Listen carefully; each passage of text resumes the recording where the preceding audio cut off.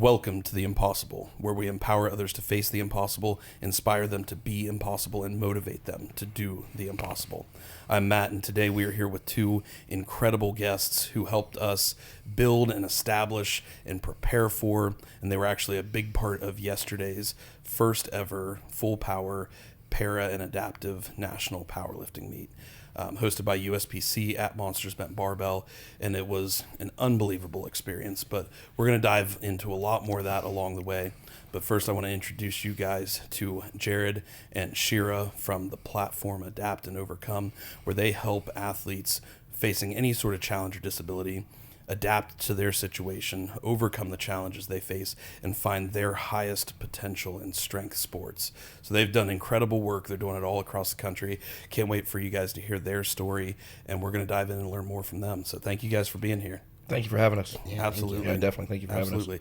So take me back to basically, I guess, kind of how you guys came to strength sports yourself, and how the idea of the platform came about, and how you guys initially implemented that. Well, I've been in strength sports for 40 years. Oh, wow. Yeah. That's awesome. Yeah. I started lifting even before that. Like, as soon as I was able to join a health club and start bodybuilding, being a bro, did that at 16. Got into powerlifting in college, then switched back to bodybuilding, and then was kind of just a gym bro for years. Yeah.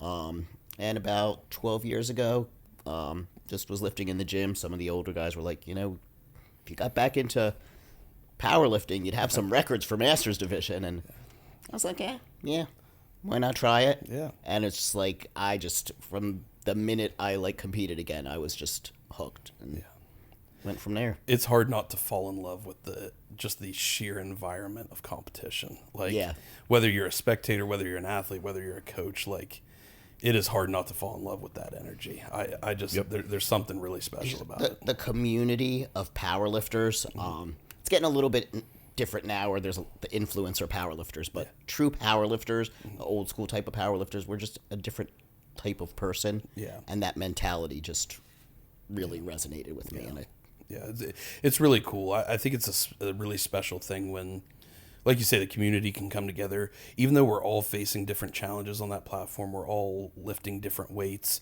We all understand each other and what we're facing so well, and what it takes to be able to put yourself under that bar that could crush you, essentially, and to be able to take that weight to depth and come back up with it, or whatever lift you may be doing that day. We all really understand each other in that way. And so I think it, by default, kind of creates a sense of community. Just from that perspective, it's really special about the sport. Yeah. Jared, what got you all involved? What got me involved? Yeah. So, I grew up in a small farm community. Probably about 50 kids in my class, in high school growing up. And, the big thing was for kids then, when you're in a small town, it's sports, football, basketball. I remember growing up, I played baseball during the summer. The first time I was ever told, no, you can't do that, was when I wanted to go out for the football team. And everybody was worried I was going to get hurt. And I might get hurt and banged up, but I knew I wasn't going to get, crippled, I guess. Yeah, no more risk than any other. Yeah, no more risk than really anyone else. There might be a challenge for me to overcome, but I was willing to do that. But I was still told no, and I just kind of I remember having this feeling of frustration, and not really defeat, but just frustration, like why. But then but at the same time I was also around all the players that were we had a weight room. And we had some parents that came in, some that actually knew some decent stuff about strength. And I loved being able to go in and lift, but nothing was really adapted to me. There weren't any there wasn't anything where I could really truly complete the lifts like the taller kids were. And that kind of always stuck with me because I knew I loved it. Yeah. I knew I loved the challenge. I was like, well, I think I can do this. And years later, when I was about 20 years old, I had moved to where I'm in now, Davenport, Iowa, and had a big change in my life. I had gotten sober for the first time, and I was kind of stuck in that frustrated feeling of, of being challenged but not knowing what to do. And I was walking through a Barnes & Noble, and I was going by the magazine racks, and there was an issue of Flex. Yeah. and it was Triple H that was on the cover. Oh man, And I'm telling that's you, a throwback right there. Heck yeah. and yeah, I mean, I loved wrestling as a kid. Yeah. I loved, but I was never all like, like, I never had the action figures at all. But but I saw Triple H on the cover, and just the attitude, the muscle, the power. I just looked at it, I go, that's what I want. Yeah. That right there, there was just a moment that clicked. Yeah. And I knew, tear up over it. I knew life was going to change at that point if I went after it. So I did. So about 20 years ago, actually about 25 years ago, started back in the weight rooms. Figured out how to make things work for me. Started following Flex, basically everything in Flex. I subscribed to Flex at that point, and started following really bodybuilding programs. Dorian, Lee, Ronnie, who else? Jay, Gunther. Started following all their stuff, and a lot of guys were paying attention to me, saying, "Wow, you're really strong." And moved from the YMCA to a private fitness club, a little bit more serious. With lifting, nothing really super hardcore, but definitely more serious. And one of the old school trainers, this guy came up, and he's like, "You should try powerlifting." He goes, "You know what? There's actually some bench. There's a bench press competition here, and it was held by a world record holder, Ed Engstrom, who's still lifting. He's 85 years old, I believe now. Nice. Lives at my gym, actually. Came over to my gym that I'm currently at now. But world record holder, held bench only meets when they were held in the Holiday Inn conference rooms and ball centers. I had no fucking idea what I was doing, but I was like, okay, sure. And I started going in and cleaning up, winning every single bench only meet, and actually started taking one of my lifting partners with me, and we started going around just doing bench only meets all over the Midwest. People were pissed when we would show up because they were like, "Fuck, it's this guy." It's me and Holland Sullivan was the other guy's name. He's built basically like Franco Columbo. Oh, really? Yeah. Just so here we are, two short, stout guys. We just come in and just tear up, just win. Everybody knew we would. So that's kind of where it started. There were some years, on and off, where I would get wrapped up in work, or maybe I decided to go back out and be a drunk for a while. But eventually everything started clicking to where it was like, hey, sobriety needs to take hold here. You're a father now, that needs to take hold here. Certain things, and the lifting is the one thing that always kind of stayed constant then throughout that. And I'm sure we'll talk about it a little bit, but that's what eventually led me kind of to this path to where I'm at now. That's a great story, man.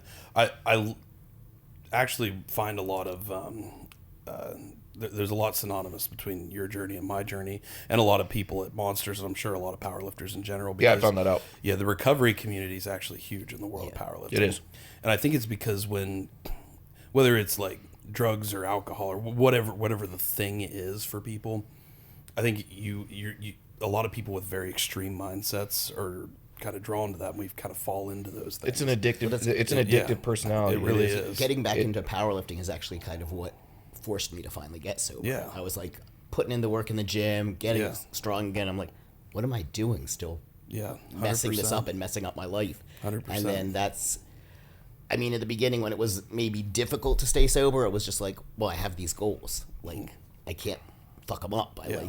And the drugs or the alcohol or whatever it is, it's only going to hold you back. Yeah, and that's where, my journey is a lot like yours, because I was still drinking very heavy when I started lifting, and then it wasn't like I just stopped drinking the second I started lifting. It was like I was still I would go in and out of it, but lifting got me on a much better path. And the deeper I got into lifting, the more kind of extreme mindset I got with it, and discovered powerlifting through that, and eventually it kind of led to a point where I just was able to let go of alcohol. Like, this doesn't serve me anymore. It wasn't just like that's kind of exactly how I looked at it when I stopped. It wasn't. I was. I was still functioning, working, and using, but then I was like, this is doing nothing for me. Just and it's doesn't serve your goals. Yeah, and that's a really powerful thing, I think, about the sport too, because it allows us to take that same kind of extreme mindset that we have, and that's kind of addictive personality, and apply it towards something that's actually good for ourselves and good for those around us. And I think that's huge about the sport. And I've seen it, you know, with Clayton. Clayton's been a big mentor for me in that area. He's got his own incredible journey in that area, and he's always open to willing and talk to people about it. And, you know, he's helped a lot of people at the gym get sober, stay sober, whatever area they are in that journey. But he's been huge in that capacity. But it's always wild to me how that is such a big piece of the powerlifting community. I think there is, well. yeah, there definitely is. I've met a lot of people. I've met more people within the strength community that are sober and long-term sober than I have when I was first getting sober, and most of my relationships or people that I knew they were from the sober community, but they were never lifting. And I think it's my experience anyway is I think it's very hard to go from active drinking and being, in my case, booze and Coke, going from that to all of a sudden when you are wanting to get sober, then you're just all you're doing instead of going to a bar is you're going to 6 AA meetings a day, and you're sitting there listening to a lot of depressing stories over and over and over, and then you're outside, you know, with everybody in a circle smoking a bunch of cigarettes, and then in drinking some gut rot coffee. That just, for me, that didn't click. I was like, I didn't get my shit together just to sit around a table all day long. There's got to be a better way for me to pass on my experience to somebody else that's struggling, and that's what I've found within lifting is I can pass on not only my experience getting sober, but my experience finding strength.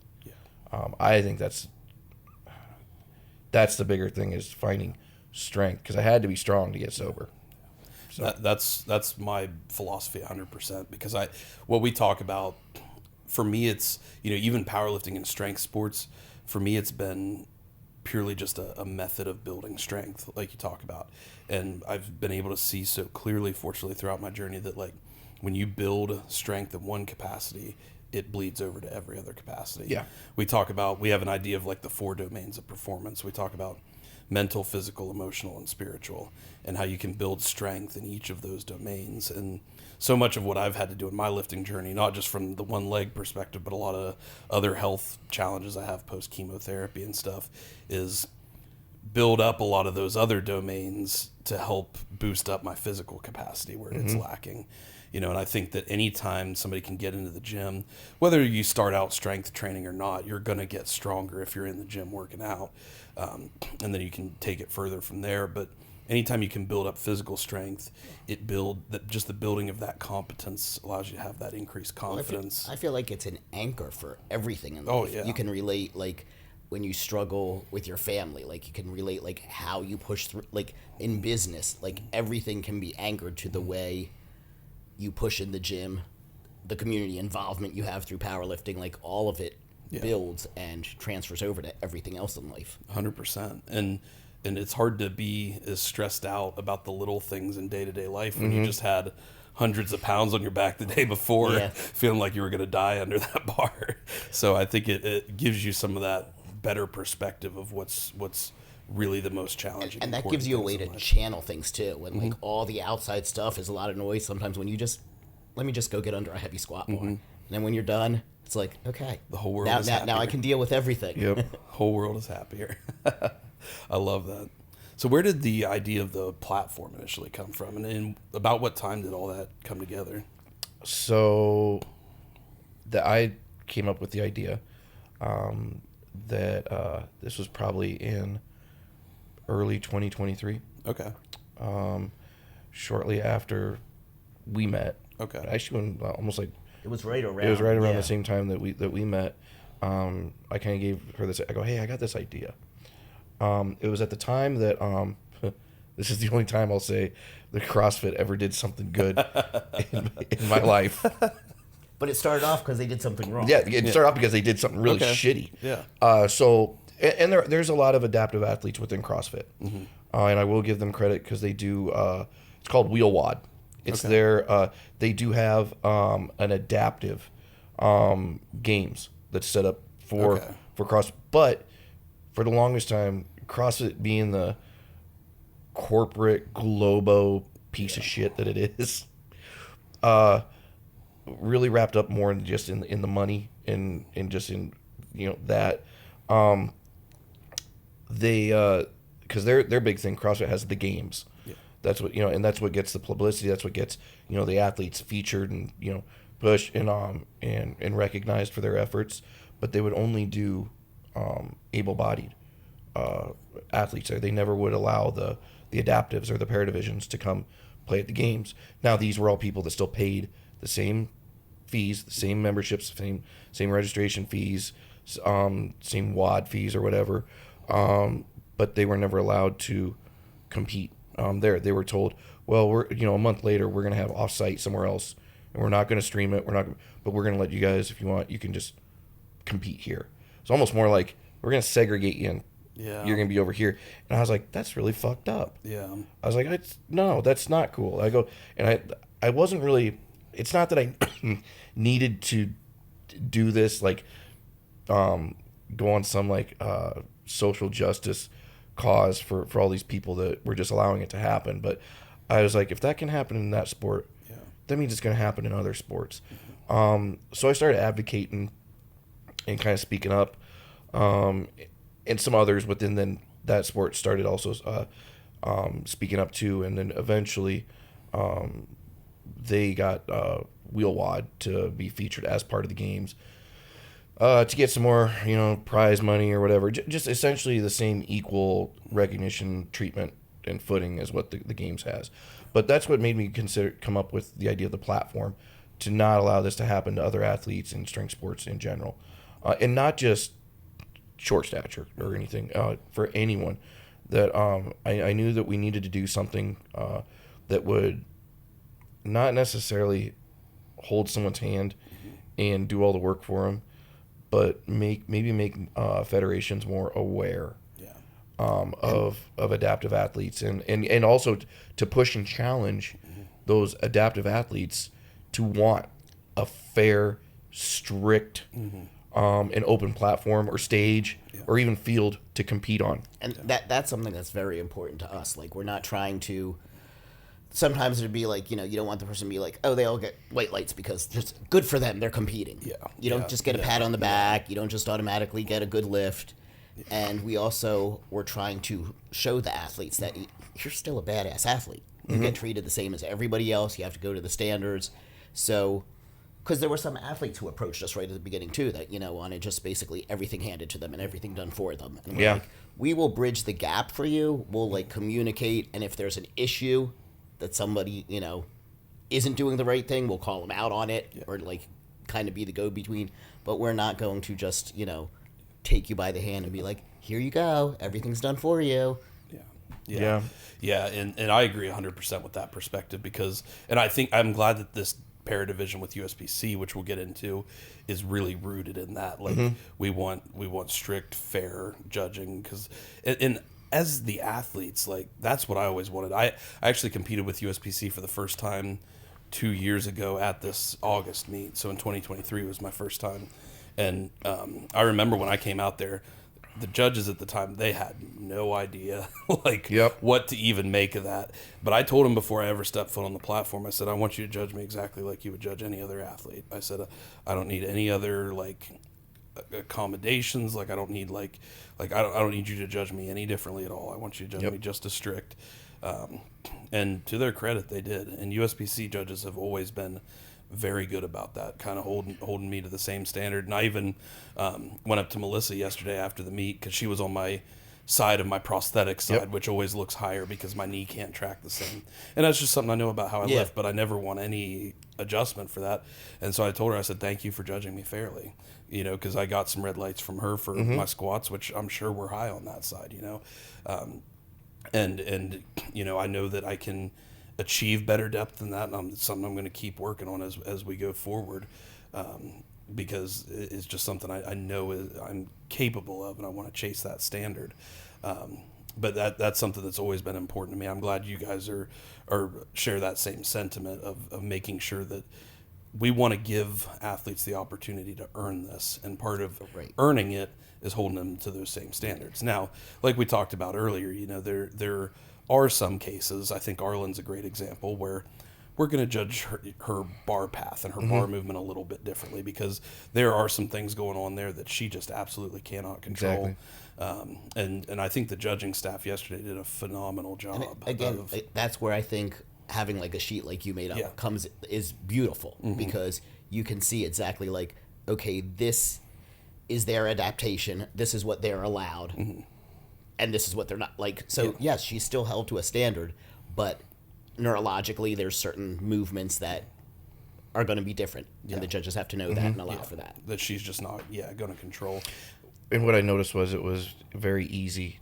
Once you have that understanding, it's very easy to know what a good lift is and what a bad lift is for. And she knew right away too. She was, she goes, nope, I didn't get that. She knows, and she knew. I think you have to. That's the one thing that we've run into when I brought this to federations and to organizations. I'll ask them, like, hey, do you have an adaptive or a para powerlifting? And they're like, well, no, because we have no idea what it should be. I'm like, well, here, let's start with at least basic stuff. And when you tell them there really is no set guide, it's almost a case-by-case basis. You have to be very fluid and flexible within it, but as long as I think you maintain what the integrity, that's what I've always said. I've come up with this definition. As long as it maintains the integrity of the lifts, that they can complete it to the best of their standard, then that's a good lift. I think one of the things like that is a struggle too is when competing, whether they're going to go in the actual adaptive division or the open division, and where to draw the line. Like, okay, this is allowed and it's still open, but you have an adaptation, or no, that would place you in the adaptive division. Because it's, and like he said, once it changes the lift too much, and that's when also the judges have to know, okay, this athlete is registered open, so no, they can't move their feet, or that, like, whatever the case may be. And you're right. I really like that definition you give about as long as it maintains the integrity of the lift per that athlete's capabilities. I really like that definition. I think that's the perfect way to go about it, because you're right. In the world of powerlifting specifically, and I think with all adaptive sports in general, like you highlighted with CrossFit, some people have come further with it than others. I know Strongman has a strong Strongman's great. Community. Strongman's absolutely awesome. They're definitely ones to, I think in some ways I try to not mimic, but I definitely pay attention to what they're doing, because they have and they have for a long time. They've done very. Magnus actually leads an adaptive. Like a world championship. I think it's happening in Texas. Okay. This November. Cool. I think there's one, because Rollin, who competed yesterday, is going to be doing. Oh, is he going to go down for it? Yeah. He's originally a strongman. He came to. Is he really? Yeah. He came to me as a strongman athlete, but was always struggling with his log press. I see. So I said, if we apply some powerlifting principles to that, it's a neutral grip incline. I go, because you have to be seated. I go, it's a neutral grip incline. I go, we could train. And so first started with that, and then he came to me, I think about a month later, said, I just want you to take over all my training, take over all my coaching, do everything. So we've been together about 2 years. That's awesome, man. He put on a great performance yesterday. He benched great. He deadlifted great. And I think it was really cool for him specifically to show everybody in attendance like what a seated deadlift can look like, And the people, I remember, I forget who it was, but some of the able-bodied athletes that were there that were competing were like watching him seated deadlift, and they're like, holy He's got crap. A stronger deadlift seated than some of the competitors that yeah. And that's what they were freaking out about. They're like, that is unbelievable. Like, how does he even do that? And James, because James is a strong man. Yep. He's like, yeah. And there's people who do like 1,400 pounds that way, which is absolutely some of the Great Britain guys. Yeah. There's some insane seated deadlift. There are. Great Britain actually England has a really big adaptive. Yeah. And also CrossFit, strongman, powerlifting. They have a very, very large adaptive community. And that's really like a lot of because it was actually after that August 2023 meet, that first time I competed with USPC, Johnny came up to me afterward and he was like, hey, what would you think about starting a para division? And I was like, I love it. I don't know anything about it. I don't know at all what I'm doing. Like, this is my first meet ever and or my first official sanctioned meet ever. But I love it. I'm down to figure out how we can make this happen. And since then, it's kind of blossomed. And then I think Clayton was the first one to kind of have the idea of the Para Nationals. Then having you guys come on with your experience, it's all just come together. I will, and I'll give a lot of credit to Johnny and to the USPC Federation in general, especially Star. She's the one actually that initially Star is the one that got me into Star's awesome. the Federation. Yeah, huge advocate for me, not just a believer in me. She wanted me to come out and compete at the Lynchburg showdown. Oh, nice. Yeah. That's a big one. I think it was the first year that they did it. Okay. Because this was in 2021 or 2022. Okay. That I did. And that was the first time I met Johnny. But I remember it like, so here I'm out in Iowa, training for a meet out in Virginia. And I'm like, you guys have never had, short stash, a dwarf come and compete. Are you guys going to be able to? She was like, don't worry about it. We got it. She goes, I already got everything covered. She goes, it's no big deal. She goes, you might need some boxes maybe for bench. She goes, I go, well, I've got some here. Like, she goes, nope, we're building you boxes. That's awesome. You tell us your height. We're building them. They're already there. You don't need to travel with them. She goes, we will have everything set up for you. Unbeknownst to me, she signed me up to compete on her team for that meet. I didn't even know we had a team. So here we are. We're the out of towners. Coming. It was Star, me. There were a couple others that she trained with at Indiana, and we come in, and I know the gym that we were competing against. There were some big boys, and it's us and me, and we end up winning. We ended up coming. I was really proud. Yeah. It was one of my best meets. I think I hit. Yeah, it was like the second time that I'd ever hit like a 500 squat. Wrapped. Had my best total. I PR'd my total, but it was that got that federation definitely on my radar for. Okay, these guys are at least open and accepting of. There was no questions or like I don't know if we can do this or like, and there were no gimmies. There were no freebies handed out that day. That's something we found with trying to deal, because we were trying to deal kind of with all federations, just kind of as an advisory role. And there's a few that, it's all talk. They seem open to it, but they don't want to do anything that's inconvenient to them. They don't want to have any, that just confuses things too much. Or that, okay, well, we can have this, but that's all we're allowing. Yeah, and that's the biggest thing I think in general about USPC.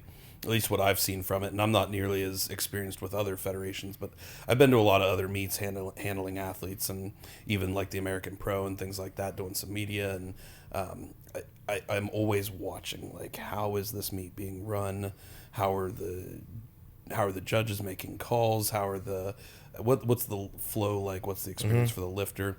And the one thing I can say about USPC is they make everything about the lifter and their experience, whether it's adaptive or non-adaptive. Like, they make everything about the lifter as much as they can, and that's something that's really spoken to me, because it brings powerlifting back to kind of the heart of what it's meant to be, in my opinion. And I think Johnny is just, in his whole team and everybody, Star, and I could list 1,000 names, but they all share that culture, all share that mindset, and they do such a great job of promoting. Well, I think when you do that, when you do focus just on the lifter, then naturally it's going to come off as a really good meet. Yeah. Because you're not forcing things in other areas. Everything's run correctly. It's run right. It's just, it naturally comes off as a good meet where, and I've kind of said this too, it's up to every federation to determine how they want to run and who, what divisions they want to include, what they want to focus on, what their priority is. So just because I'm coming to them and saying, well, you have to let adaptives, they don't have to. Yeah. They don't have to. They necessarily. So I want that clear, that there's not this big, push to make every federation do this for us because we said so. No, it's their choice. We would love to be able to work. If you're willing to work with us, are definitely willing to work with you. And like, what like I Shira was going to say, said, like it does seem to be the smaller federations, like USPC, RPS, UPA, that SPF, that seem very SPF. Much more open to, and they're the ones that are for the lifter. Yeah. Like these big federations that are trying to always be the premier federation, doesn't seem like they really have the space to. Yeah. It's those other those federations too. And I think RPS, USPC, they're all a perfect example of, I can walk in there to any meet that they're throwing. Mm-hmm. And there's going to be some dude or some woman that's under the radar, not on anybody's, no 5,000 followers, no big 3 sponsorships, nothing like that. And they're just going to wipe the floor with everyone that day. They're going to be ridiculously strong. Local meet and like everyone's squatting 1,000 pounds. Yeah, and then you know what they're going to do? They're going to turn right around as soon as they're done. They're going to be getting somebody else into their gear, or they're going to be helping. The very next day they're loading or they're judging. Yeah. They are really truly giving back instead of, well, gotta go see you. I got another appearance to make.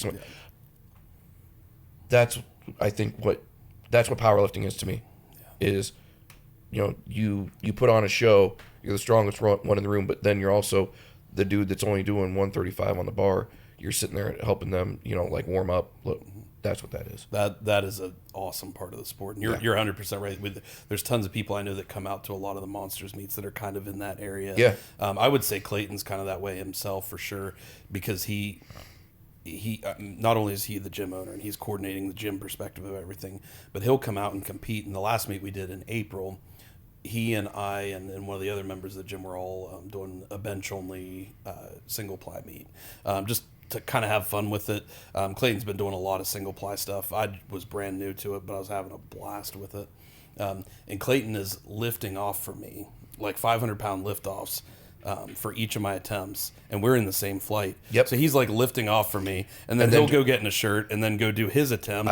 And he's like coordinating the meet from the gym owner perspective, and he's helping everybody else get their stuff ready too. And he worked night shift all that week, and he's just always doing stuff like that. But he will do anything needed possible to make sure any other lifter, at his events or any event he's at, has a success. Our gym back home is a lot like that. My main training partner, John. John's what, 6'4", something like that. 6'4", 6'5". 6'4". Yeah. He's cut down weight. He's 350. 350 or so. Yeah. I mean, he's a former strongman. Yeah. Turned powerlifter and very, very good. We'll sit there and we've been in prep for a lot of the same meets. Mm-hmm. Just him and me pushing each other in the gym. We'll be on the same mono. People will be like, "How do you guys train together?" We just move the weight. That's all. But he'll wrap me and then turn right around, get in his gear, do his 750 pounds, squat, or and then go pull 800. But then also be taking care of me at the same time. And that's just what you do. And some people may look at that as like, well, if you're doing all that extra work, it might inhibit your maximum lifts. And I don't know. I argue differently, because like I kind of brought up, we look at all 4 domains of performance with what we do. Yeah. And having that community aspect, how much that's building you up and giving you a drive from like the emotional and spiritual and mental perspective is so powerful that I like when I'm under the squat bar, and I'm training with Clayton or whatever. We've had training days where he comes off a night shift. He's warming up, doing like 650 squat in a suit, and he misses it. And he's like, well, let's just put 700 on there. He goes out and hits the 700, and that fires me up so much, even though I'm helping him, like load and unload and get in and out of gear and stuff, that by the time I get under my weight, I'm like ready to go. Yeah. And I squat so much better than if I was doing it alone in my perfectly controlled environment. Yep. So I think you actually can, when you build that kind of culture and mindset, you can actually get more strength gains if that's the perspective people are looking at it from. But I think it's such a powerful thing when you have that level of communication or community and dedication to the sport and dedication to bringing up the lifters in the sport. That's a priceless thing that I think we really can't let go of in the sport. And I think we, hopefully we can bring that back to some of the more promoted areas. Mm-hmm. I think that'd be really cool to see. I think that's going to continue to grow. I think that aspect, if you have the right people in the right places, mm-hmm. is going to continue to grow. I was talking with Johnny yesterday about that, especially with USPC growing into Illinois. He's got a really good meet director in downstate Illinois. Oh, good. Really good. Actually, I was just there to help them to help run their first meet that they did. Great turnout. Some big names in powerlifting showed up to it because that is an area that was kind of neglected by other federations for a long time, but you still have some really big names around in that area that had to then travel like 3 states away to go do the bigger meets. I mean, ultimately, you know what we want is a lot of lifters. It's not that they're traveling to be at an influencers meet. They're traveling to where the competition is. You want to be able to compete. Like, it's easy to just stay in your own, be the big fish in a small pond. But I think truly with this sport, you have to travel. You have to go out to where the competition is. That's why I travel now. It's hard. I'm finally traveling. Yeah, you finally got her to travel. I travel a little bit. Yeah, you came from you came from Pennsylvania Yeah. for this meet? Yeah. Yeah. So you're driving 3-4 hours at least, depending on what part of Pennsylvania. It took me 7 hours? 7 hours. Yeah, So you're almost coming 7 from the hours. other Yeah. side.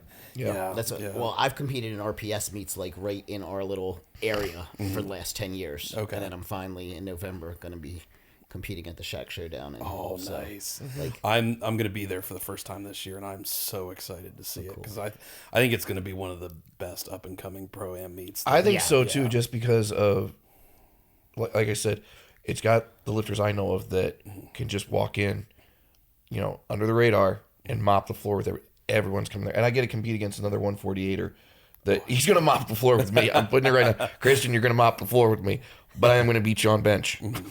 I have to beat you on bench. I'm actually really, really excited though, and that's how it's been. As soon as I knew he was competing, I've talked a little bit back and forth, and it wasn't, what's your lit? Like, there's no animosity. It's, I think in this sport, it's more like, cool, what are you going to do? Like, how are you, like, I want to see you win. I want to see you succeed that day.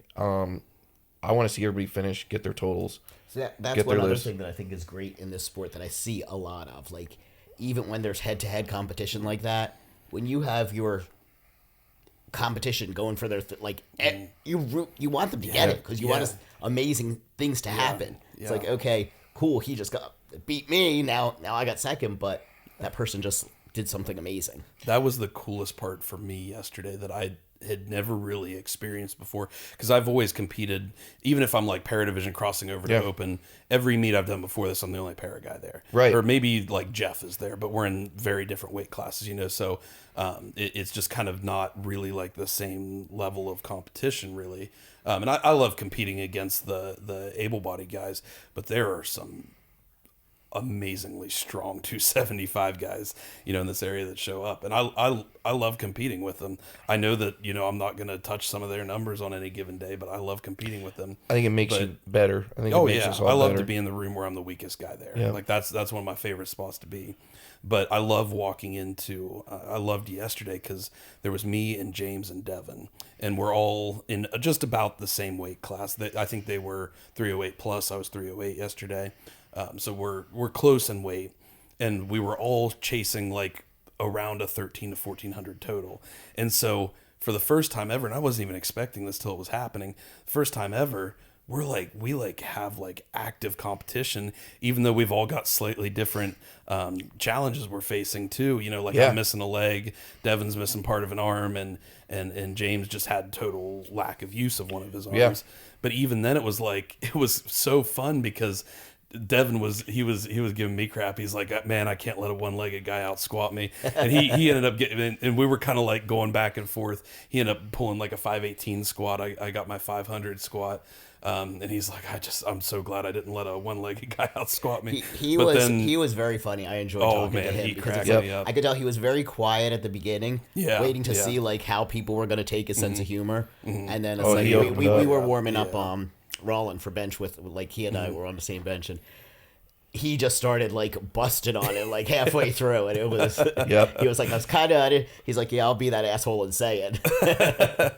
I love it. Yeah, we had a fun time with that, but then it was cool because like you said, like we would, we're all kind of competing for this total because I knew I'd have a little edge on bench because I got 2 full arms, but then come back for deadlifts, and I was able to get a little bit more in Devin, and then James blew me out of the water, because he's a beast. The strongman side of him really showed. The strongman side definitely showed up yesterday. I was talking to him after squat. I was like, you left so much on the table. He's like, I know. He's like, but He's like, I can't mess up my deadlift. Yeah. He's like, He I was have there to. He's like, deadlift yesterday. and he was saying because of his arm, he torques even on the squat. His squat was ridiculous. I told him it's one of the most impressive lifting I'm like, things I've ever seen.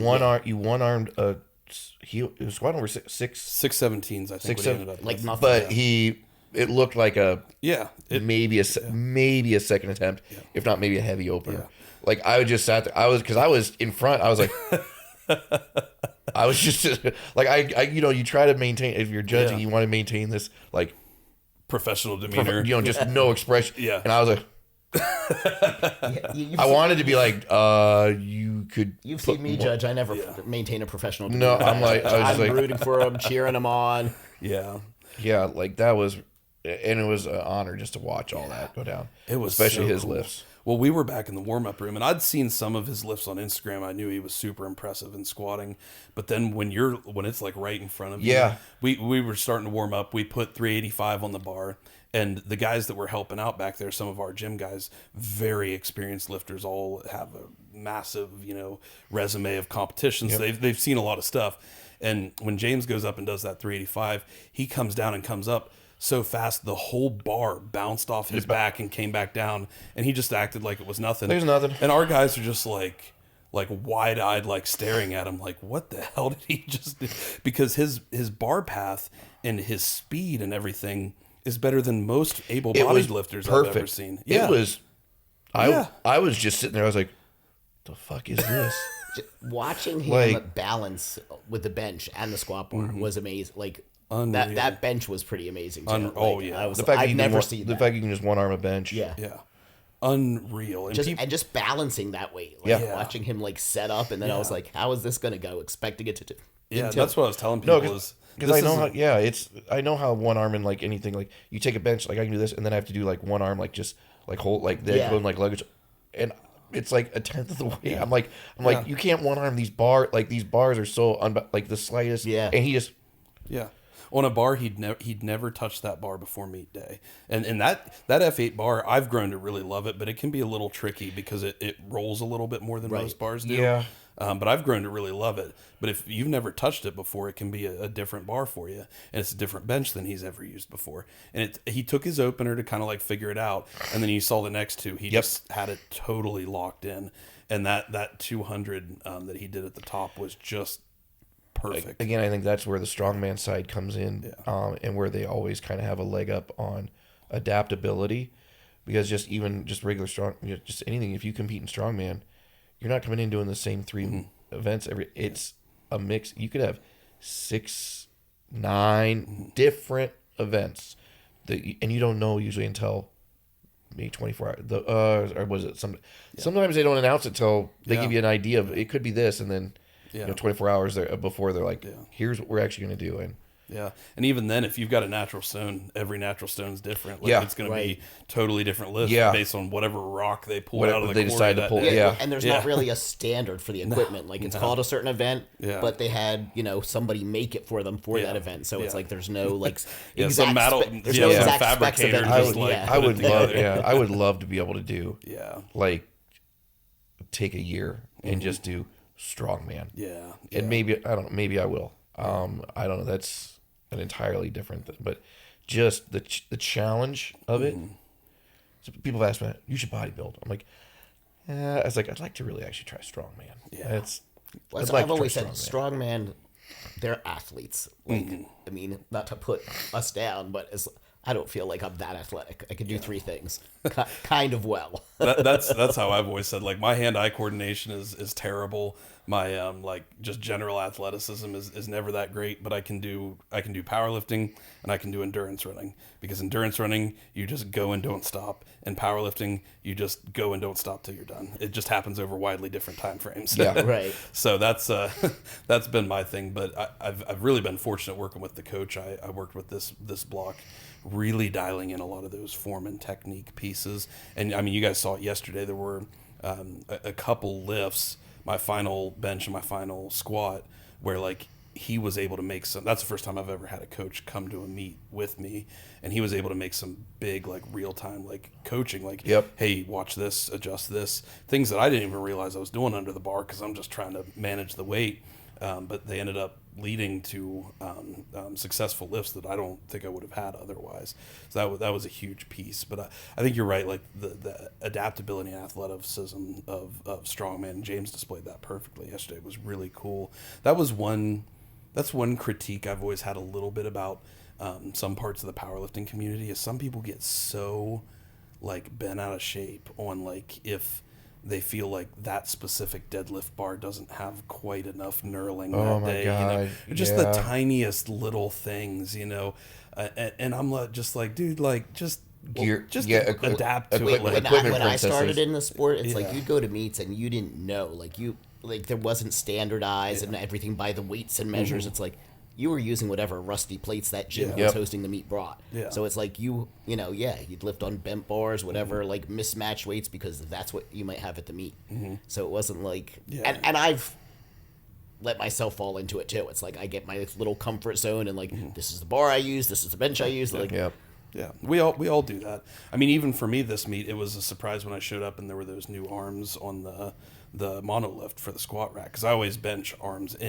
always squat arms in, sorry, and so I'm always used to like placing my hands out a certain distance outside the bars based on the brakes and knurling and this whole setup, and then I go to do that when I'm setting my rack heights, and I go to lift up and the arms catch my elbow every time. And I'm like, there's no way I can do this with the arms in. But then I found the arms will go super wide out. And so I just had to I had to squat arms out and just keep my hands inside. But even that, even though it doesn't change the mechanics of the lift at all, it was a big like mental piece I had to overcome. Yeah. But it's just one of those things. It's like, this is the equipment we got. You just got to adapt to it and figure it out, But it was funny. I was walking up for my first squat and I had like 3 different people that were like, wait, you want arms in, right? And I'm like, not this time. Not this time. Not going to work. But it's just funny. People knew how much I like that they were even like noticing that on the platform. But again, I appreciate that about the sport and everybody, watching out for me and so many of the other lifters, making sure everything's dialed in for us as well. Yeah. Yeah. So I think, it's a big piece of the sport, and obviously all sports they got their advantages and their disadvantages, the areas where we all can grow. But I think yesterday seeing that para meet was really impactful, not just for the athletes themselves, though I think for all of us athletes competing, it was a phenomenal experience to have competition and to be able to just let go of that concept of like we don't have to make it 100% quote unquote fair, in the sense that we want to, I like how you said, make it fair to each athlete and not necessarily trying to level the game across the board, in the sense that like we didn't tie ourselves to coming up with some sort of handicap factor because I'm missing a leg below the knee and Chandler's missing a leg above the knee and James has an arm he can't use, but Devin's got a part of an arm that's missing. We weren't trying to like make it so granular that we held ourselves to that, and maybe we'll grow more than that in the future. But I think that's where some of the areas get like the experience gets lost for the athlete, because you make it so granular and equal and fair that all the fun's taken out. Well, it overcomplicates it. Yeah, at that point, it makes it way too complicated. It's a level playing field in the fact that all the athletes are able to compete at the same level to the same standards, and you're not getting so like, okay, well, we have to do this and they get this. No, just what do we need to adapt for you? What do we need to adapt for you? Okay, it's a different, and it's still, everybody's still competing at the same level to the same rules. 100%. I agree with that, because to me, if you're gonna take it that granular with the adaptive division, then why aren't you doing different classes in the open division for long femurs versus short femurs? Right, exactly. Things like that, like sumo versus conventional. Yeah, like some people are just gonna have an anatomical or physiological advantage. Exactly. And that's just how it is. Exactly. That's why I think it should just be kept as it is right now with the lifts and the way that they're judged. Like I said. And now I have seen, like, especially as these incredible athletes come up in the para division and the adaptive divisions, you have some people who are questioning, well, why is that person, allowed to do that. That's not fair. It's like, really? Are you really going to complain because somebody who doesn't have use of one arm beat you? Have you guys ever had that? Get better. Yeah. Get Have you guys better ever if had you're, that like, before, where they're like, "Oh, that's cheating. Like that's well, an advantage." well, because of my nerve damage, Yeah. I use the little straps, which has been okayed in most open divisions, and I've had people ask about, since when are straps allowed? I'm like, well, you want to see my MRIs? You want like? I've gotten complaints or criticism about my range of motion, for obviously for bench and for squat. My response usually is, well, it's powerlifting. The goal of powerlifting ultimately, in the most simple terms, is to move the heaviest amount of weight possible over the shortest range of motion. So if anything, I'm doing exactly that. Yeah. But it's funny, they never criticize my range of motion on deadlift, because Yeah. that's where it actually hinders me quite a bit. So it's like you said, some people are natural. You have your bench specialists, you have your sumo pullers that will look at Yuri. Yeah. Perfect example. And they do complain about that too. Well, and they People complain who are about, like, and to me, I'm just like, I wish I could do that. That's Yeah. I'm not going to fault. He figured out how to make the lift work for him and to move the heaviest amount of weight. It's usually always the guys that either aren't on open power, they're not even on open powerlifting. Yeah. That's the first thing, usually when somebody starts talking shit, Yeah. like, hold on, let me check something. They don't even appear on name's open. not on there. Or if they are on open powerlifting, they have like maybe 1 or 2 meets from 20 years ago. Yeah. There, and they with a shit total. Yeah. So Yeah. That's always been my perspective, even with the sumo versus conventionals. I'm like, well, like the sumo and conventional, like it's open to everybody. Like if you feel like sumo's cheating, why don't you just pull sumo? I wish I could pull sumo. I really do too. It I doesn't can't. work for me I at can't. all. But I'm not going to hate on somebody that can. I'm like, Yeah. good for you. Yeah. Because good for you. I will pull conventional and I'll accept the challenge.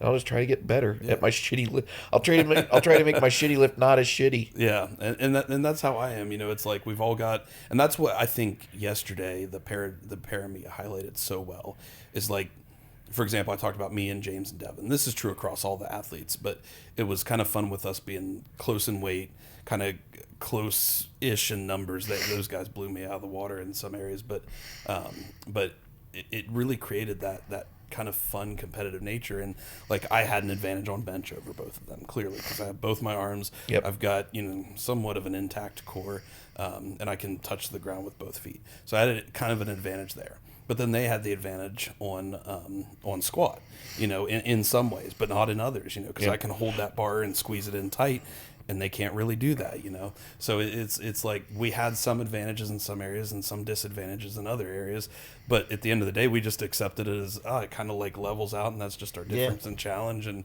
we would still, as soon as we completed our lift, we turned around and cheered on that next guy, because we wanted to see him. I wanted to see each of those guys beat me. Yep. Like Yeah. I was so excited when Devin got that 518 squat, because I wanted to see him beat me. Ultimately, like you said, it's like you're not separating out people with long femurs and short femurs. Everybody has physical differences. Oh, 100%. So just in the para division, maybe they're just more obvious. Yeah, it's more obvious and highlighted. But if we can work around that and we can come around that, and every one of those athletes yesterday did not give two shits about that. Like they were just excited to be out there competing, to compete against other people, to step on that platform, find their highest level of strength, and if we can overcome that, then I know it can happen in kind of the open division as well. Yeah, so I think it's going to be a really cool piece to have in powerlifting going forward. Like you said, Jared, if federations aren't interested in it, they don't have to do it. Like it's fine. But USPC is interested in it. You mentioned some other smaller federations that are interested in it, and anybody that wants to kind of grow and build this side of powerlifting and strength sports, I think it's going to be a phenomenal opportunity going forward for all sorts of adaptive athletes, because I think so many of us, there's a local amputee nonprofit in town. So many of those people did not even know that lifting was an option for them. Right. Didn't even know it was an option for them. And so seeing some of them have come out to the gym and we've worked with them, and, it may not be their burning passion and desire for life, but when you take somebody who's got an above knee prosthetic and they may even struggle to walk, but you put them under a squat bar on a high box squat and they start moving a little bit of weight, it gets them real fired up real quick. And that is such a cool thing to see. I'm sure you guys have got to see that a lot through the work. I have, and I wish, Yeah. yes, but I mean, speaking of it, when it comes to just with the sheer amount of adaptives I've worked with, you do start seeing just how big of how big of a challenge it is to face for, like, say, above the knee compared to, like, below the knee, or things like that. Like, just what it is exactly they're tackling that a lot of people, I think, would give up on. It's like we have people. I'm trying to think of all the lifters that like Phoebe. Yeah. That we have a lifter that we put on scholarship through the platform that has cerebral palsy. Oh yeah. And at first, hitting depth in the squat because of the stability was a big issue for her. And I remember the first meet, she got a waiver from the federation that she was in. The first meet that she did, she could have asked for a waiver on depth, but she was like, no, I've hit it before, so I know I can. She goes, I'm not asking for that. I think she was asking for the... Because she has a brace on her ankle, and then she has a strap on her arm. Okay. So she just needed it just for the equipment itself. And we were there at the meets, and she went and just buried her squats. Yeah. So I think it's kind of cool seeing, what challenges people can face. And like what they can overcome. Yeah, too. exactly. And how much, that's one thing we talk about on the show a lot, how your potential is so far beyond what you would think it is. And that's why a big thing we say is limitations do not exist. That's why we had it printed on our shirts yesterday, because that's the mindset like our team wanted to have going into it. That's the mindset I try to carry into every lift I do, because even though, yes, I will someday find some number that I just absolutely cannot squat more than that, if I treat it as if there is no limitation, I will get way farther than if I treat it as if there is a ceiling. If there's a cap, yep. Yeah. And being able to surpass your expectations and being able to push in the gym, like we said earlier, even just for able-bodied people, changes your whole life in everything you do. Yeah. For somebody who thinks like that just certain parts of life are closed off to them, or that certain things were not possible for them, finding that it is just can change everything in their life. Yeah. That's how we've always viewed it, and that's the message we're trying to spread 100%, because that applies to everybody facing any challenge or any situation. And that's kind of what I was focusing on in that speech I gave yesterday, because we had adaptive and we had able-bodied athletes. But even though our adaptive challenges may be a little more obvious, there's people in that crowd that I know have faced addiction, suicide, mental health, whatever it may be. And even though those aren't as obvious and on display, they can be just as big of a challenge to overcome. And so I think it, really kind of speaks to everybody. And I think that's why for the able-bodied lifters, being able to see the paralifters lifting was so impactful to them, because they're like, man, if they're, up there overcoming that, like I can overcome everything I'm going through internally or whatever it may be as well. So I just loved that perspective of yesterday. I loved the environment and the feel and the energy of the meet yesterday. And I cannot wait to see where we can build all of this going forward. One thing that you mentioned, and I'll ask this of you, is so you had your coach there with you. Is that how long have you been coached by him? So Curtis and I, this was a wild card decision I made in April. We have only worked together since April. Okay. I had another coach, Jaden Lucaria, before that, who Jaden. Jaden is a phenomenal athlete. Yeah, he is. Great Good human kid. being. Great kid. Yeah, he trains up at Elite too, so you probably met him up there. I've seen him. Yeah. I met him at the Arnold in perfect. 2019 before when he was first when he was still powerlifting heavy. Anyway, I think he was just looking at getting into bodybuilding. Okay. So it's been really awesome seeing that kid, and I still call him a kid because he's young. He was really young back then, but he's a kid. Yeah. It's been awesome seeing his journey. Very smart. Very smart dude. And I will never say enough high praise of Jaden. Yep. And he had trained me a couple years before that.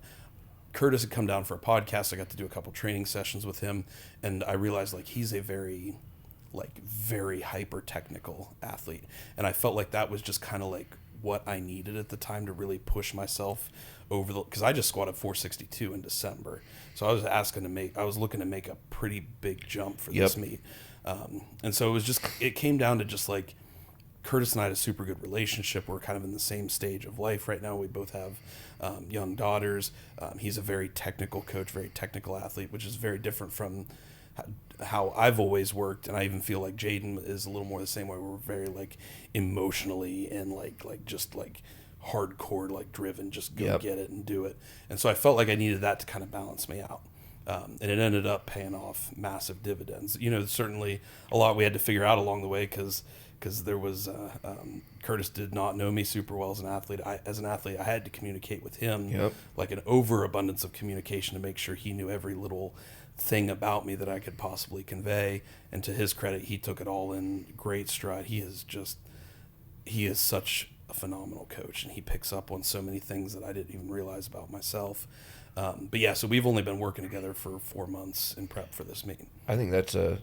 I think your experience there is similar, somewhat to mine. Recently, I was coached for almost 5 years by one coach back home. Great guy, super smart. Knew a lot about conjugate, and definitely got me favoring and understanding conjugate and leaning towards it. That's how I coach most of my athletes, is a raw conjugate program that I've created from that. But I noticed, we only were able to go to a certain spot, and then we reached a ceiling. And for a couple of years, there was really no growth, no continued change or improvement. So I went on my own. I actually got fired by him.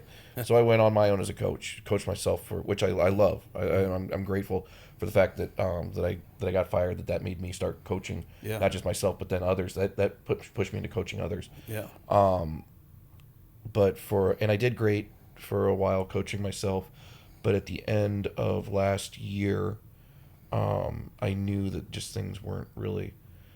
I was starting to feel it and see it.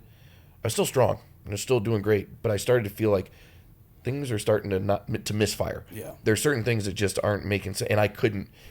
In my head, I was like, and I don't know what to do. I can look at somebody else and coach. I can coach it out at somebody else. I can figure it out for someone else. Me, I don't know what to do to get myself past this. And in my last meet, I had started bouncing. We had gone to Swiss, the Elite hosted in 2023. Yeah, that's the one I went to. Yeah, it was in 2023. Too. Yeah, you went. And Tom Shepard was the closing presenter of it. And I just remember sitting there, and I kind of knew who Tom was. I was like, "Oh, this is the guy with the mohawk and the piercings that kind of appeared, that kind of is on the podcast." I was like, I knew he was at Elite, but I didn't really know. But then I sat down and I listened to him. And this guy is just a wealth of just super, incredibly smart. Yeah. On all different methods. The guy doesn't just embrace one method. Looks at them all and picks and pulls. So I started asking him some things like, hey, I'm going through this prep. What should I do here? And he wasn't giving me the answers I wanted to hear. He was telling me what I needed to hear. Yeah. And in just brutal, just upfront, this sucks. Why are you doing this? What are you doing? You know better. This is what you need to do. I'd be like, hey, I think I did here. He goes, you kind of did. It's still pretty shitty. I'm like, fuck. I'm like, yes, all right. So eventually, we had a chance. I think it was after my last meet. I decided, I was like, I think I'm going to go under Tom. And I was like, hey, so I had to have a sit down with him, had a face-to-face at Elite. I go, hey, obviously, you helped me quite a bit. I go, I think I'd like you to coach me. Yeah. I don't know if that's something you want to do. I go, because I'm going to be different than anyone else that you're coaching. But he was like, I can figure it out. Yeah. We'll just talk. And so that's been since December. We've done a recomp. This is the Shack is our first meet that we're I feel like through. We're all kind of saying like we went through the same thing. Same thing. Like I was with the same coach for 5 years. Yeah, you were. And made great gains. Loved him. Can't say enough great things about Swede. But then it was like, again, things just... I reached a point, and especially as like my nerve damage got worse, I had a hip replacement. I crushed... I just had all these challenges where I couldn't do the programming normally. And then, meanwhile, I had started incorporating some of Trevor Jaffe's rehab work while I was doing my rehab. And I was just like, this just makes sense. Take me on as an athlete and it is like things that like I thought I was doing right. All of a sudden, it's like you got to relearn the lifts. And sometimes the body not sometimes, always, the body will respond strongly to one stimulus and and then over time get used to it, and it stops working as well. So you give it a new stimulus. The whole methodology behind conjugate, and sometimes the same can be true of these other areas as well, including coaching. If you get used to being coached and trained in one specific way, after a while, changing it up a little bit and get some new eyes on the situation with different background, different experience, whatever it may be, can really make significant gains in short periods of time, just from the fact of you switch up the pattern a little bit, you switch up the stimulus and the approach and everything behind it. So I think it makes sense. I think so. Yeah, I think definitely I get asked that too. They're like, well, you're a coach, why do you need a coach? My answer simply is coaches need coaches. Yeah. My training, my anyone can write a program. Fuck, I could pull out my phone and, hey, chat GPT, and it'll spit something out, but that's not ever going to then critique what the lifts actually are. That's not going to see where these little flaws are all of a sudden going to become big, huge walking disasters if we don't do something about it. And address everybody's individual needs. Yeah, exactly. Mobility limitations. Yeah, the mobility. With whatever. So I've been able to, thankfully, my coaches coaching on me has helped grow and evolve how I coach than my lifters. If you watch what I do between my lifts, what I'm programmed with on Instagram when I post those up, and then look at what my lifters are, I don't just say, oh, well, he told me to do this, so you guys do it. No, but the philosophy behind it, the outlook and the view, I think that, especially with adaptive athletes, I have Rollin, who has spina bifida. I have Alan, who has achondroplasia like me. I have several others I'm kind of consulting with and helping, but there's no one size fits all. Like, just here's the adaptation that I work, and this is all that I work with. I think it's helped me in my approach emotionally, how I deal with lifters, because also they bring a lot of stuff to you. I think as a coach, you never, you tell them, I'm here for your lifting and strength. It always seems to become more than that, because you're checking in on how you doing, what's going on. Oh, I'm having a really shitty week at work. Okay, well, let's deal with that, because what goes on outside of the gym is going to affect what goes on in the gym, and also what goes on in the gym is going to affect what goes on outside. I need everything balanced. I need that all, but I don't need one taking away from everything else, because ultimately, let's face it, the gym, it's not life, it's a part of our life. Everything's got to work together. And I'm not going to be that dickhead coach that tells you got to go miss your kid's recital because we're in prep. All we got to do is shift. We got to pivot and shift. 100%. And I think that mindset that you just laid out there is the mark of a really, really good high-level coach, is understanding what are the needs and the priorities of the athlete. And that was one thing I cannot speak highly enough about Curtis as well, because I told him from day one, I was like, hey, powerlifting is my fourth priority. Like, I will miss training sessions if I have to for Lily, my daughter, or whatever. I said, I'll work around it. I'll go early morning, I'll go late at night if I have to. Like, we'll shift things around, but like it is just my fourth priority. Like, and I'm fine. I understand that I may leave strength gains on the table, but I'm fine with that as long as if it means that I can leave my other priorities in order. And you'll also probably last longer in the sport and ultimately get those gains because you have a balanced life, because you're not just, this is everything. Everything's about my total. Like, yeah. And that's part of it. And he took it perfectly in stride. He's like, all right, we're going to operate that way. And I know a lot of his other athletes he coaches, and we will have wildly different training programs, which was actually a good sign to me, because it shows he's looking at the needs of each athlete. Like Natalie, who was down yesterday helping handle Jess, another one of Curtis's athlete who was competing yesterday, who had a phenomenal meet yesterday. She put on a 40-pound squat PR, like 14-pound bench PR, and like a 18 or 19-pound That's a big day. PR. Yeah, huge day. But anyway, Natalie's she'll train like 7 days a week, and she trains for like an hour or two every day. But she just loves that. She needs that. She can recover enough to meet that. Whereas I was especially towards the end, we were training 3 days a week, and that's just what my body responds best to. So I love when coaches can take in the needs and the priorities of each athlete and really make the program about, really adapt the program to their needs. Because just like we talk about adaptive and para athletes needing different things, we talked about how that's true for everybody, and different bodies require different recovery time periods, different stimulus to reach certain things, and different changes. And the biggest thing Curtis did for me was when he helped me get to this 500-pound squat. We did a couple, like 6 or 8 weeks of off season to try to figure me out as a lifter, things like that. But then when we started prep, he told me, he's like, our squat program is going to become essential. Like, yes, we've got to go through the movements and the heavy lifts and the RPE 8s, all the things that go into it. But he's like, our focus is going to be 100% on all the changes we're going to make is going to be 100% on how you approach and unrack the bar. He's like, if you get a good approach and a good pick, you will squat anything. And especially towards the final training sessions of prep, we saw that 100%, and we even saw it yesterday. And you guys were talking about this. You guys were talking about this before we started recording. My second attempt, but my first attempt at 500, I had not a perfect pick. It wasn't the worst pick I've ever had, but being at that high of a weight for me, it was not a perfect pick, and I fell forward on the weight. Did you do heavy holds? Yes, we did heavy static holds. That was the first time. That was the first time I'd ever incorporated that into a training program. It made so much of a difference for me. I mean, that's something you called it. You knew it. I've always been inconsistent on my pick, and it's like sometimes though it's like you'll see me in training even like if I pick it and it's like I'll just smile like right while I'm like I'm like, oh, this is gonna be good. Like you can just. I think heavy holds are a good thing that you want to know what the weight feels like, but at the same time, this is for me, for my in my lifters.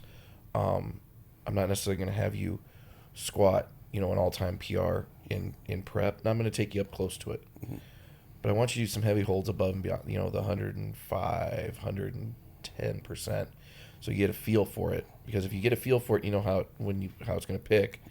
You're going to squat it on me. I want that third to, I want that third to be right there. And that's 100% what we did, because I kind of wanted to squat 500 in prep, just because I wanted to be able to feel that weight before. Don't blow your load early. Yeah, but blow your load early. Yeah, no. And Curtis was he was strong in that, because he would be very adaptable in the things that like could easily be adapted. But then whenever I felt him like hold fast to something, I learned very quickly like, this is a time where I need to listen to my coach, because he does that so rarely that if he does hold fast to something, it's like, okay, I need to listen to this. And so the heaviest we did was 500 pounds, but it was a reverse band squat, which was great for me. And it was only like reverse orange minis, which were only taken, we measured them out, and it was only taking about 20 pounds off the bottom. But that's great. It was pulling up on the bar. It was keeping me in position. So it let me like move that weight, but offer a little bit of assistance. And so that by time I'd done several static holds with 500 and even some with a little more than 500. I see so many people train reverse bands, but it's like at the bottom, it's like, it's taking like 200, like 200, like, holy like cow. The weight on the bar is less than what the bands are taking. And I'm like, okay, that's great. You picked, how are you going to stand up? It's just. Yeah. And that's actually an interesting point you bring up, because we were doing, I was technically programmed to do reverse red minis, but then when we were going through the squat session, and this just speaks to the experience of my squat crew and training with me, I did a 473 with reverse reds before that 500, and we did it, and everybody was like, that looked way too easy for where you are right now. We measured it, and they were taking 80 pounds off at the bottom, and I'm like, for me, that is one of the very hardest parts of the lift. So that's taking almost 20% off. Yeah. That's a lot to take. So that's what I texted Curtis. He texted me right back. We made a game day decision, switched to the orange red minis, and it was a great lift that day. And I feel like it was the exact stimulus I needed to carry me over into that squat yesterday. And then yesterday, my main focus was getting that pick just right and maintaining that position as I come down. And I failed in that on my first attempt at 500 and was able to carry it through on the second, thankfully. And even that wasn't like a perfect lift for me, but it was like a true like RP. Sometimes you have those grinders. 10.5 for those, me. but some those grinders, Yeah. you still got the lift. Yeah. Not everything is going to be beautiful Yeah. at all times. Sometimes it's And especially strength. when you're It's coming strength. back for a second attempt Yeah. at that number. Yeah. Yeah. But that's where those are the moments I love to be in, because I love this sport for the mental strength that it takes, even more than the physical strength. Because I love being in those situations where like I failed this before and now I've got to make myself get under this weight or even a heavier weight sometimes and find a way to pull it off. That's those are the pieces that really light me up and that I really love. And seeing other athletes do those same things, like seeing Arlen yesterday, just her fight and her spirit under every lift was just, and then just her joy. Her afterward. deadlift, even though she missed it, Yeah. was so impressive. It was like the that fight was what, she yeah. had through that was phenomenal. So I love stuff like that, and it's a really cool part to the sport, I think. But yeah, I think getting back to what we were chatting about, that's and you knew being a coach yourself and being a good coach yourself, you knew exactly some of the things he had programmed for me.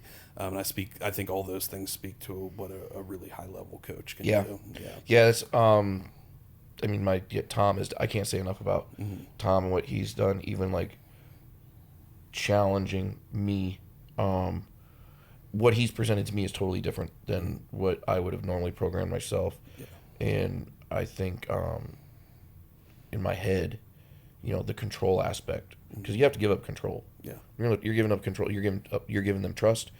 You're giving them control. And you are giving them, which I'm not good at, patience. Yeah. Because you have to see the long game. And this is a sport that it's a really long game if you want to be successful and be in it, and also come out the other side healthy.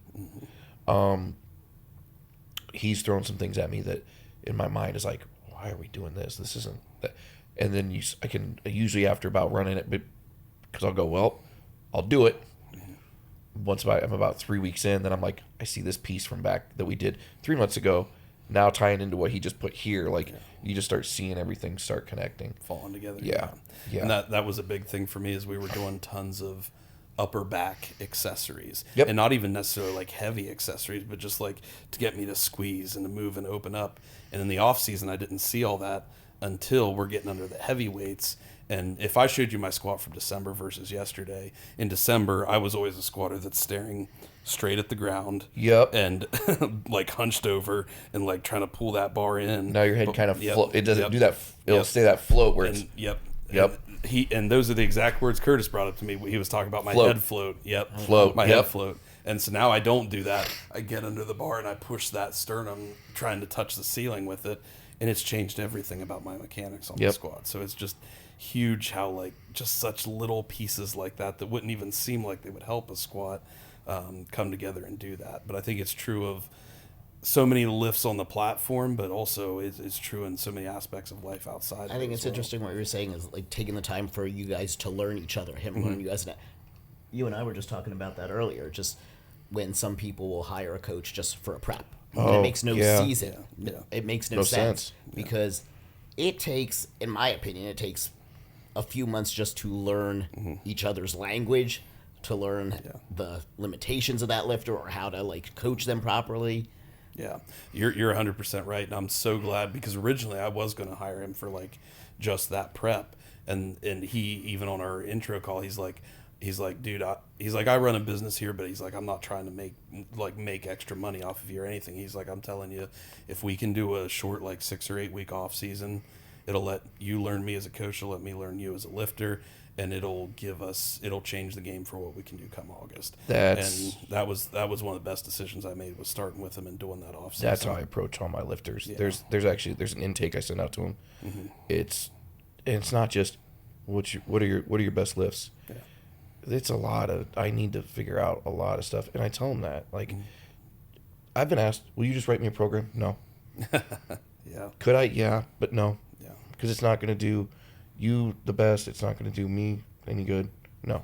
100%. I won't just write a program. And I will coach after you. that first meet, seeing like what you have, like actually getting excited to work in the off season, because like, okay, now we can really get into it. Yeah. Yeah, and then you're hitting the ground running at that point. Like you know each other. You've got a relationship established, and you can start off knowing exactly what you can program and make happen. So that's awesome. Shira, you do a lot of work in like kind of the mobility and recovery space, right? What got you really focused in on that? Was it some of the nerve damage issues you've had? Actually, I've been doing body work for over 40 years. Oh wow! So just as long as you've been lifting. Yeah. So when I first was introduced to powerlifting in college, I started kind of researching on my own, looking into I forget what they called it at the time. It's basically what's the proprioceptive feedback now. Like there was like in between lifts, like stimulating the vagus nerve. Like started looking into that, and I actually left school for a while. Went to school to become a holistic health practitioner / massage therapist. Then went back and finished my bachelor's. So it's like I've always kind of combined personal training with the mobility aspect, with recovery aspect, and then I kind of just did it like as a side thing forever, but anywhere where I was training, everyone knew like, oh, you do massage. And then as I got back into powerlifting and as I started to deal with some of my own injuries, I was like, traditional sports massage wasn't really covering what I wanted or what I needed. So I just kind of started studying different people, studying different methods, and kind of developing my own approach to it. And as I got back into powerlifting, just kind of getting known for doing that, and it kind of growing, everything kind of growing together simultaneously. Yeah, what's like some of the biggest stuff? Because I know that like a lot of powerlifters, myself especially, are very bad about neglecting like mobility work. I will admit to that. Well, it's funny because it's like I used to always say like my bodybuilders are the best with maintenance work. They will come in and get maintenance body work, get their like mobility programs updated, because they know in order to even train, they have to be able to get into all these different positions they need to. So they're the best with that. Powerlifters tend to come in right before a meet. Strongmen will come in when they've blown a bicep off the bone and they're like, I got a comp tomorrow. What can you do? But yes, now trying to just massage this out, and get it back through. And I'm not kidding. That's like, I'm not going to get an MRI. I'm not just do something to help me be able to go to comp tomorrow. Oh, that's but it's getting better. Like I think powerlifters like are getting better with like learning that mobility is important. And again, it's very specific to each individual. Everybody has their own joint mechanics, and ultimately it's all neurological. It's how your brain tells your body what to do. So everything I do is communicating what the body's doing to the nervous system. And that's profoundly important, even beyond, it sounds just like standard range of motion or something like that. Like having that proper neural pathway flow and proprioception, which you brought up, which is huge, being an amputee, because that's what allows, like, I can still feel my foot. It still feels like it's there. I can still like bend the toes and move the toes and stuff. They say that that's all up to like proprioception.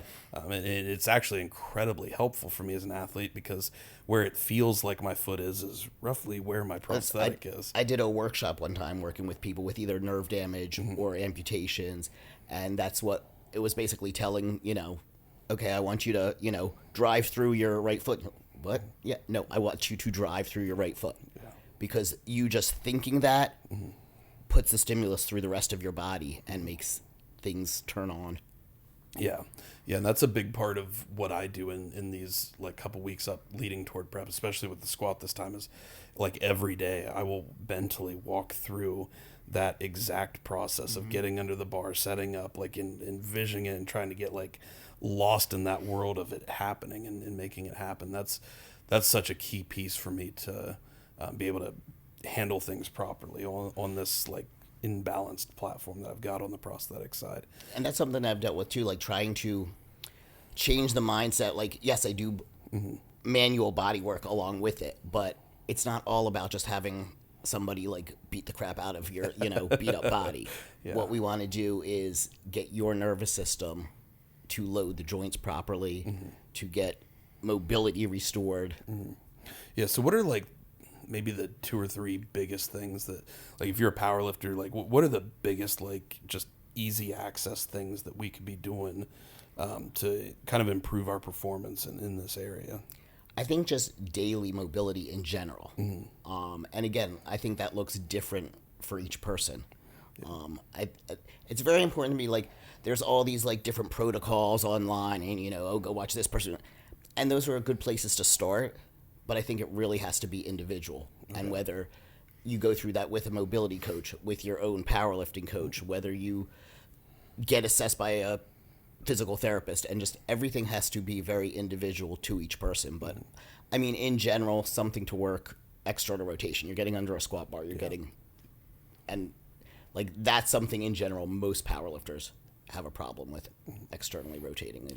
And that's been huge for me because, again, if you watch that December squat I did, my arms are all the way out, like kind of old like West Side style, where I'm trying to like touch the plates themselves, you know, versus, and I thought, oh, I've just got shitty shoulder mobility, like it's just never going to work for me.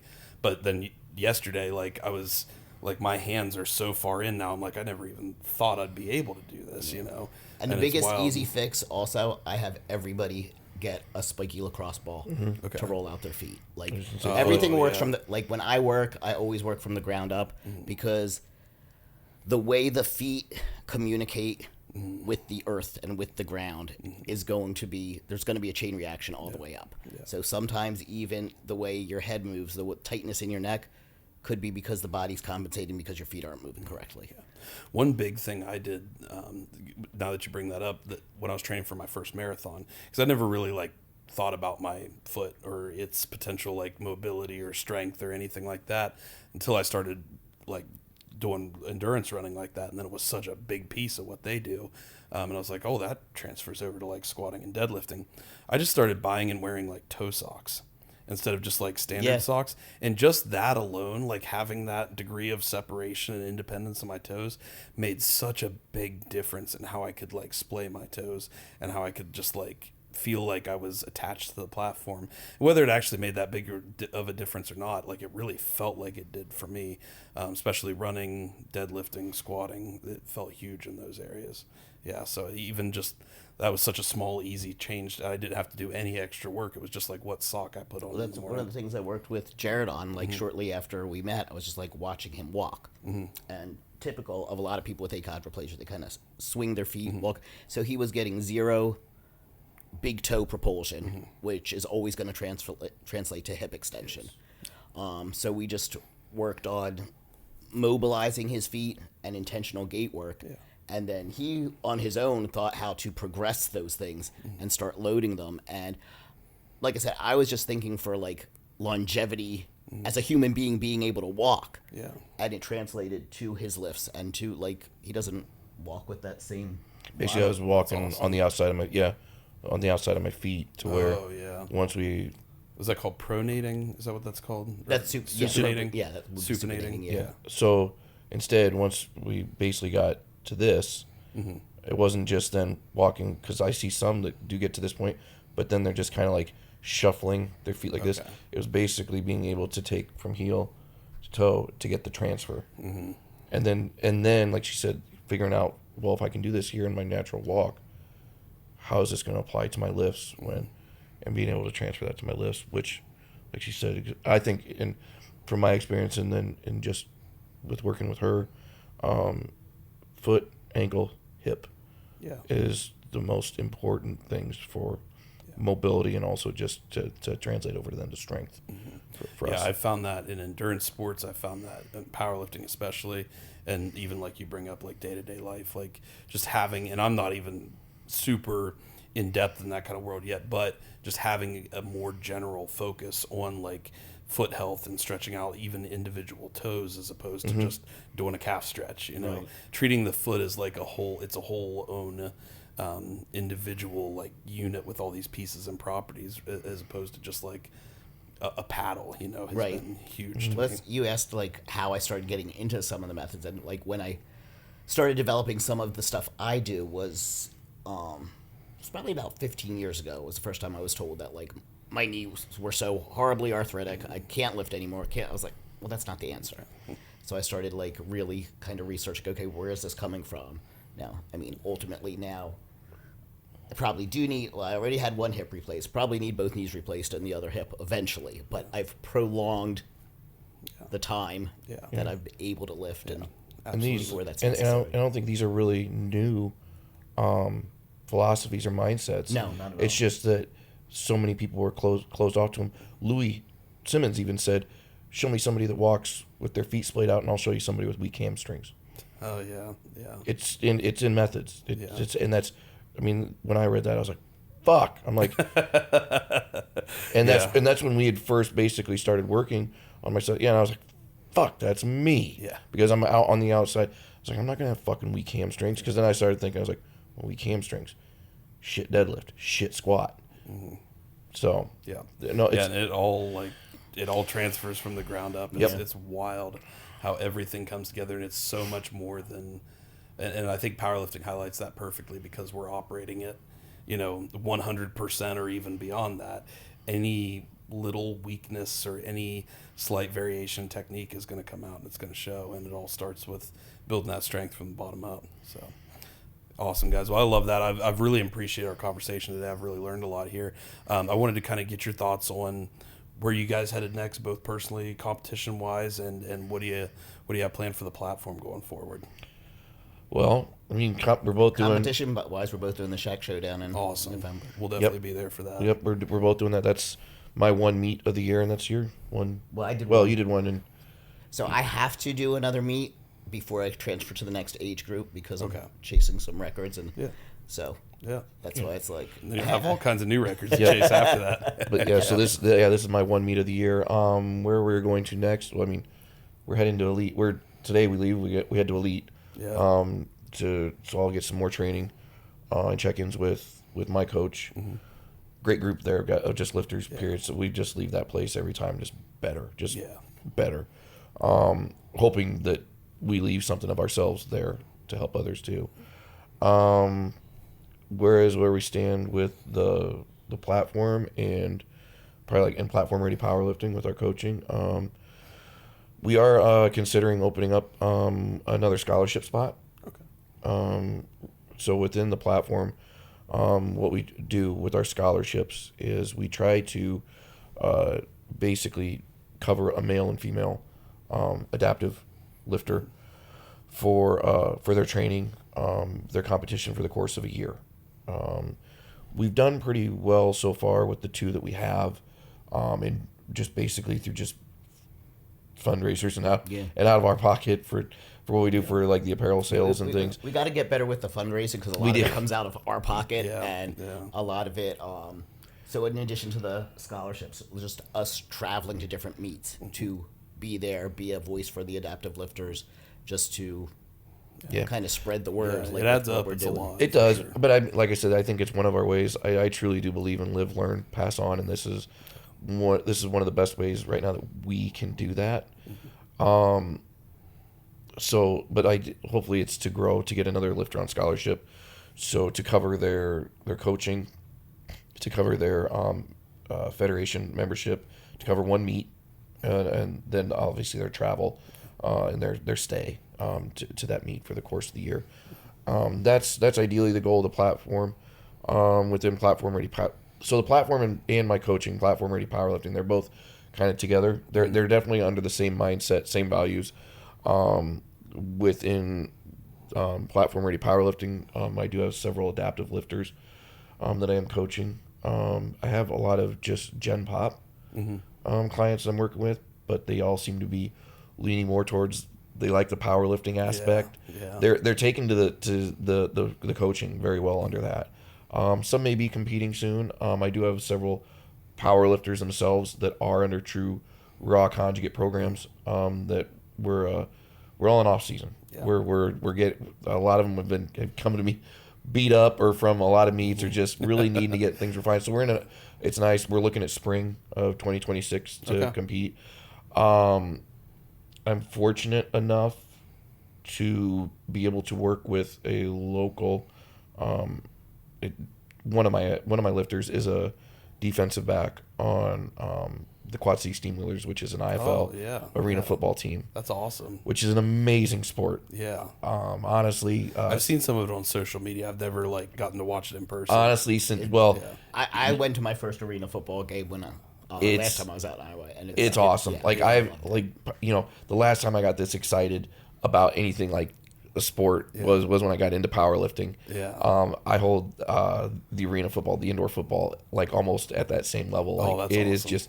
It is intense. It is fast. Yeah. I'm probably fortunate that we have such a good organization. In Davenport, Iowa, the Steamwheelers are an amazing part of the community.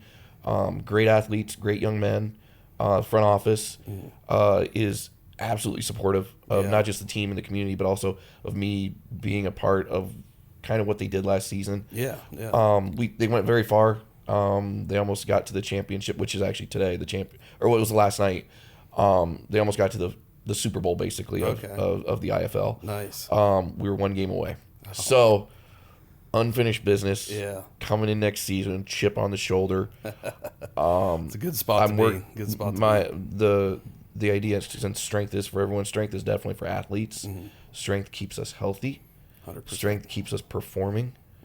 So the idea is, and the goal is, to get these players stronger, to be able to do some off-season work with them, and then change that over to when it's on season, in the middle season, then do the correct type of strength training that's going to keep everybody on the field playing at their best level and to be with the team. We'll see what happens. I think it's pretty good. So ideally that's and if you asked me a year ago, 2 years ago, when I started coaching, if this would be where I'm at, I wouldn't have believed it. No. Yeah. I would have said, why would I probably would have said, I probably would have doubted myself. Yeah. That's why I would have. Not that my response would have been, well, why would I want to do that? Why would I want to do that? Because I don't think I'm capable of it. But now I see a lot of doors opening. Yeah. But I see also where strength can help a lot of people out. 100%. And I do want to say we've been very fortunate in our time starting the platform and platform-ready powerlifting to have the support of not just the federations, not just like Johnny and USPC and Bill and UPA and Amy and RPS, but we have Animal is a huge sponsor and supporter of the platform. They have been behind a lot of not just adaptive lifters, but just different walks of life in general. So I greatly appreciate what they've done for us. What Chris at Wicked Wolf Beard Company has done, supporting and pushing. He asked me to join the lifting team, and I'm a raw lifter, and this is a team of they're all equipped, but also multiple world record holding, strong guys, long in the sport. I'm like, I'm just this raw lifter that's got half of your guys' total. Why? But wanted me on this, and he's been a huge advocate of it. So that's awesome. So I definitely thank Chris for that.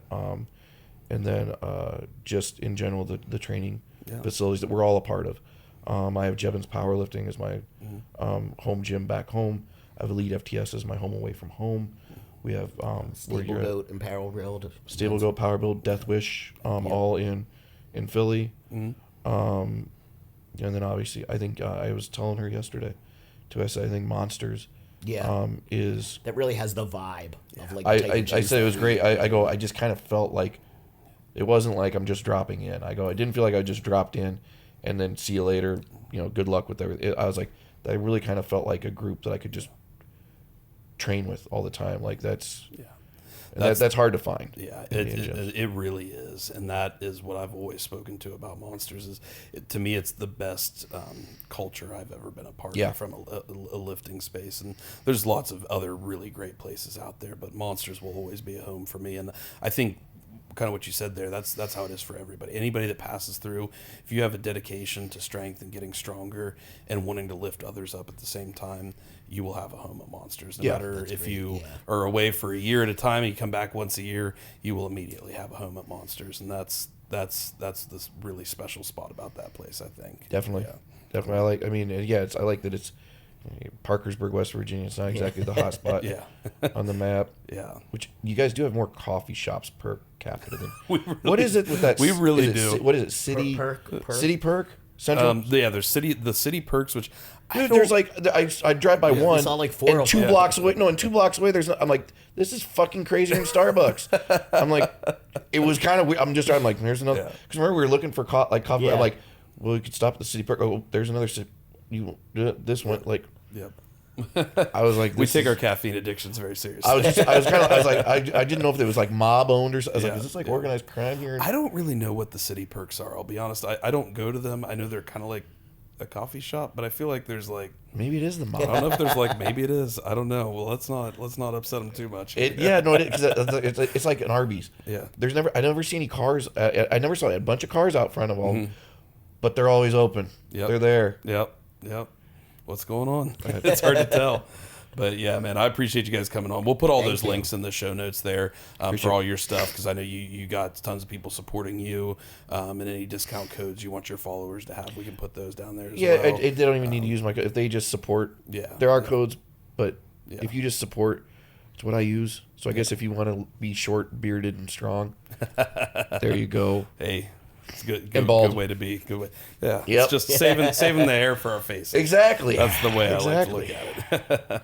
So, if people want to follow you guys online, where's the best place to reach out and follow your message and what you guys are doing? Instagram. Yeah. Your Shira Pop. Shira Pop. Is it Shira _Pop? Shira _Pop. Shira _ And I am just the platform AO. Okay. Perfect. We'll put both those down there as well, so people can get access to them. Because you guys definitely want to be following this final prep and push into the Shack Showdown. We'll be down there. We'll get some media for you guys, and make sure we can see the awesome lifts you guys do. I'm just excited for that meet. It's going to be a good one. I'm I think ready Andrew for it House is going to be Yep. there. I heard. Yeah. I've been talking with him and Jessica. With him and Jessica, I told them they're both just crazy strong. Yeah. Really excited, but definitely excited to see him lift and come back and get it. There's a ton of people. Yeah, Trevor Vassar's lifting in it. I think Dan Griggs is Dan Griggs. Yes, Dan Griggs is going to be there. Yeah. Yeah. That's why I said, I was like, I'm not. I just want to finish the day. Let me take a bench in 148. Christian Kearney's the other 148er. Okay. That he's coached by Stacy. Okay. Or by Bama. Yeah. And I'm just blown away. Like, I've been watching their prep, and he's just. Yeah. He's killing it. The guy's deadlift is absolutely insane. It's insane. So I'm excited just to be on a platform with another have a 148er. competition. Yeah, it's going to be a great day. I'm really excited for it. I'm glad to see this growing as a big, like, kind of nationally recognized at this point pro meet. Yeah, it's going to be a great, and I think we're going to see it. Well, and the place that's putting it on too. I think we got to give a lot of credit to Seth and the Bulls. They are huge in this. They are very, very good people to have in the sport. That's awesome. I'm grateful that they're doing this again. It's going to come together. It's going to be great athletes, great venue, great federation running it. So it's good. And we are Elite FTS is fielding a group of lifters. Okay, sweet. Yeah, because Naomi's competing. There's like 5. Jacob's competing. I'm there. I think my coach will have a couple lifters that he's taking up there. So there's a crew from Elite FTS that's going to go. Which awesome.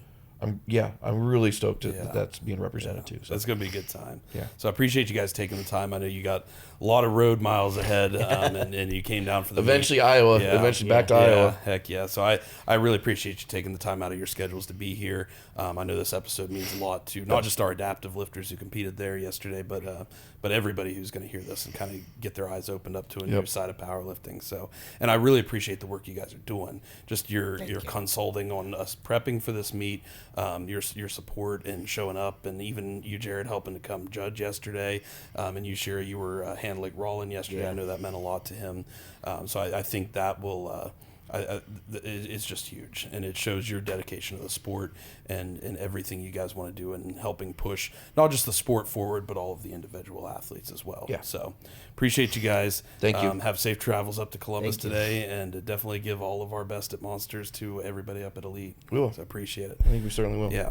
All right, guys, if you got something out of this episode today, which we know you undoubtedly did, as I always say, we don't run a ton of advertisements on this show. We don't interrupt the discussion to flash some big ad at you guys. The only thing we ask is that you help us achieve our vision at Impossible Performance by sharing this episode with as many people as you know that you believe it could help. Because at the end of the day, that is how we best realize our vision at Impossible Performance, because we are striving to build a global culture of strength, fostering a spirit of growth in constant pursuit of the impossible.